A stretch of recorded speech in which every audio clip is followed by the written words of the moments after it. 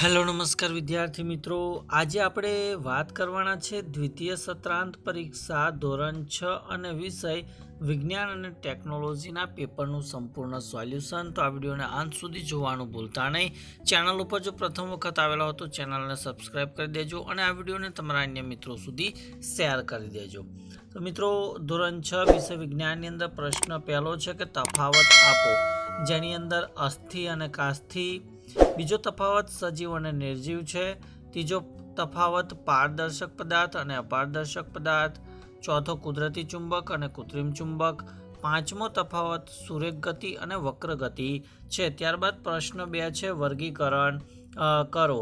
તો પહેલો પ્રશ્ન એમાં છે કે નીચેનાનું સુરેખ ગતિ, વર્તુળાકાર ગતિ અને આવર્તન ગતિમાં વર્ણન કરવાનું છે, વર્ગીકરણ કરવાનું છે.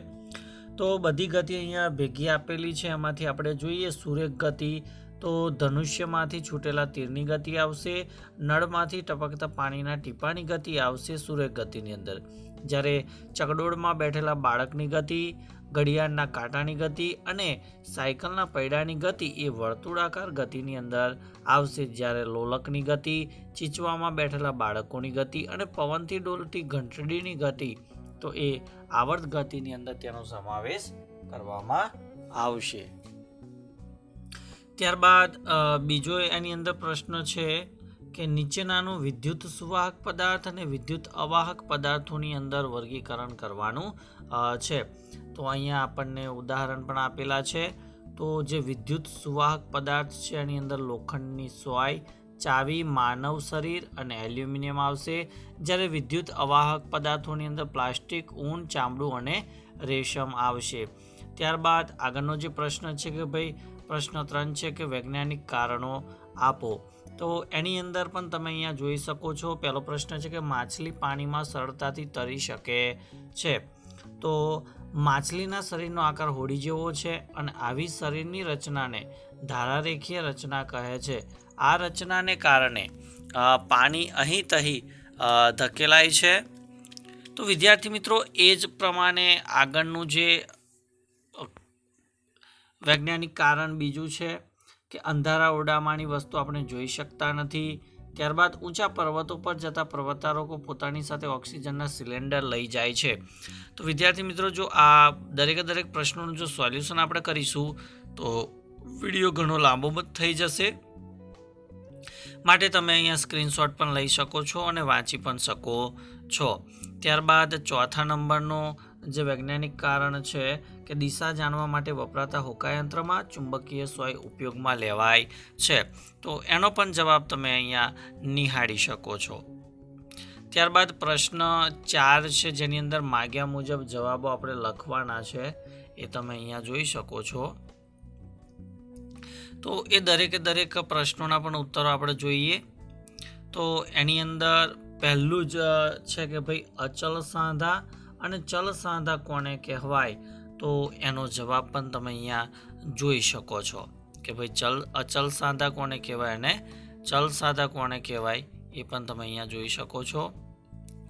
ત્યારબાદ આગળનો જે પ્રશ્ન છે કે ભાઈ આકાશમાં ખસતું વાદળ સજીવ છે કે નિર્જીવ, તો શા માટે, તો એ પણ તમે અહીંયા જવાબ જોઈ શકો છો. ત્યારબાદ આગળનો જે પ્રશ્ન છે કે ભાઈ તમારા ઘરમાં હોય તેવા પ્રકાશના કૃત્રિમ સ્ત્રોતોની યાદી કરો ને એના ચિત્ર દોરવાના છે. તો તમે અહીંયા જવાબમાં પણ જોઈ શકો છો કે ભાઈ વીજળીનો બલ્બ છે, ફાનસ છે, મીણબત્તી છે, ટ્યુબલાઇટ છે અને ટોર્ચ આવશે. ત્યારબાદ આગળનો જે પ્રશ્ન છે કે વિદ્યુત પરિપથ સાથે કામ કરતી વખતે કઈ કાળજી રાખવાની છે. તો જે કાળજી રાખવાની છે એ પણ તમે અહીંયા જોઈ શકો છો. એટલે આ પ્રશ્નનો સંપૂર્ણ ઉત્તર તમે અહીંયા નિહાળી શકો છો. ત્યારબાદ આગળનો જે પ્રશ્ન છે કે ભાઈ ચુંબકના આકાર પ્રમાણે વિવિધ પ્રકાર જણાવો, જેમ કે લંબઘન પટ્ટી આકારનો ગજ્યો ચુંબક, ગોળાની નાળ આકારનો ચુંબક, સોયાકાર ચુંબક અને નળાકાર ચુંબક. તો એ તમે અહીંયા આકૃતિ સાથે એના પ્રકારો પણ જોઈ શકો છો. તો આ પ્રમાણે એનો જવાબ રહેશે. ત્યારબાદ આગળના જે પ્રશ્નો તરફ વધીએ તો એની અંદર તમે અહીંયા જોઈ શકો છો પ્રશ્ન 5 છે કે નીચેના વિધાનો ખરા છે કે ખોટા તે જણાવો. એમાં પહેલું છે કે પક્ષીઓના હાડકાં છિદ્રિષ્ટ હોય છે, એટલે આ સાચું વિધાન છે.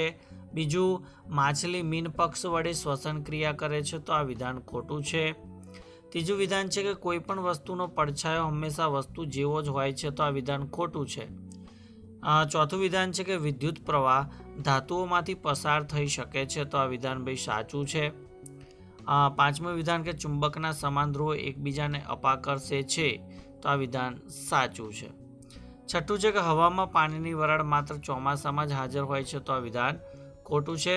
ત્યારબાદ પ્રશ્ન 5બ છે કે નીચેના પ્રશ્નના જવાબ ટૂંકમાં લખવાના કે આપણે પાણીનો કયા કયા કામમાં ઉપયોગ કરીએ છીએ. બીજું છે કે હવાનો ઉપયોગ વ્યવહારમાં ક્યાં ક્યાં થાય છે તે જણાવો. ઘરમાં વધેલા ખોરાકનું તમે શું કરો છો એ તમારે જણાવવાનું છે. તો એના જે જવાબો તમે જોઈ શકો છો કે ભાઈ આપણે પાણીનો કયા કયા કામમાં ઉપયોગ કરીએ, તો કે ભાઈ પાણી પીવામાં, દૈનિક ક્રિયાઓ કરવામાં, રાંધવામાં, સફાઈ કામમાં, ખેતીવાડીમાં, ઉદ્યોગોમાં, બાંધકામમાં, પશુપાલનમાં, વિદ્યુત ઉર્જા ઉત્પન્ન કરવામાં, તેમજ જળમાર્ગે મુસાફરી કરવામાં આપણે પાણીનો ઉપયોગ કરીએ છીએ. ત્યારબાદ આગળનો જે પ્રશ્ન છે કે ભાઈ હવાનો ઉપયોગ વ્યવહારમાં ક્યાં ક્યાં થાય છે તે જણાવો. તો હવાનો ઉપયોગ આપણે જોઈ શકીએ છીએ કે ભાઈ સાયકલ, સ્કૂટર, રિક્ષા, મોટરકાર, ટ્રક, વિમાન અને ગાડાના પૈડામાં હવા ભરવામાં આવે છે. કપડાં સુકાય છે તે પણ હવાને આભારી છે. બીજના ફેલાવામાં તથા પુષ્પની પરાગરજના ફેલાવાની અંદર પણ હવા મદદ કરે છે. સળવાળી હોડી, ગ્લાઇડર અને પેરાશૂટને ગતિ કરાવવામાં પણ મદદ કરે છે. પક્ષીઓના અને વિમાનના ઉડ્ડયન માટે પણ હવા જરૂરી છે. ત્યારબાદ ઘરમાં વધેલા ખોરાકનું તમે શું કરો છો? તો ભાઈ ઘરમાં વધેલા ખોરાકને રેફ્રિજરેટરમાં રાખીને જરૂર વખતે તેનો ઉપયોગ કરીએ છીએ. વળી વધેલા એંઠવાડ તથા શાકભાજીને કમ્પોસ્ટ ખાતરના ખાડામાં નાખી માટીથી ઢાંકી દઈએ છીએ. થોડા વખતમાં ખાતર તૈયાર થાય, જેનો યોગ્ય ઉપયોગ આપણે કરી શકાય છે.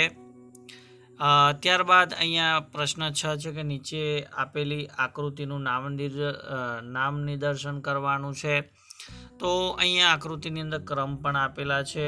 તો પહેલા નંબર એ પાણી સમુદ્રનું બતાવે. બીજું તો કે ભાઈ બાષ્પીભવન થાય છે. ત્રીજા નંબર પર તો આ ભાઈ વાદળા બતાવેલા છે. ચોથા નંબર પર તમે જોઈ શકો છો કે વરસાદ વરસી રહ્યો છે. તો એ પ્રમાણે આપણે શું કરવાનું? તો કે ભાઈ નામ નિર્દેશન કરવાનું છે. ત્યારબાદ પ્રશ્ન 7ની આપણે ચર્ચા કરીએ. તો એની અંદર આપણે ખાલી જગ્યા પૂરવાની છે કે ભાઈ લંબાઈનો SI એકમ ખાલી જગ્યા છે તો અહીંયા મીટર. 1 મીટર બરાબર અહીંયા 100 સેન્ટીમીટર. બે શહેરો વચ્ચેનું અંતર માપવા માટેનો વ્યવહારિક એકમ તો કે ભાઈ કિલોમીટર છે. 5 કિલોમીટર બરાબર 5000 મીટર થાય છે. ત્યારબાદ નીચેના પ્રશ્નોના વિસ્તૃત ઉત્તરો પણ તમે જોઈ શકો છો કે પ્લાસ્ટિકનો ઉપયોગ ઘટાડવા તમે કયા કયા પગલાં ભરશો.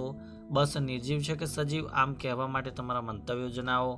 પ્રશ્ન 9 છે કે ફરકડીની મદદથી હવાની હાજરી દર્શાવતી આ પ્રવૃત્તિ આપણે વર્ણવવાની છે.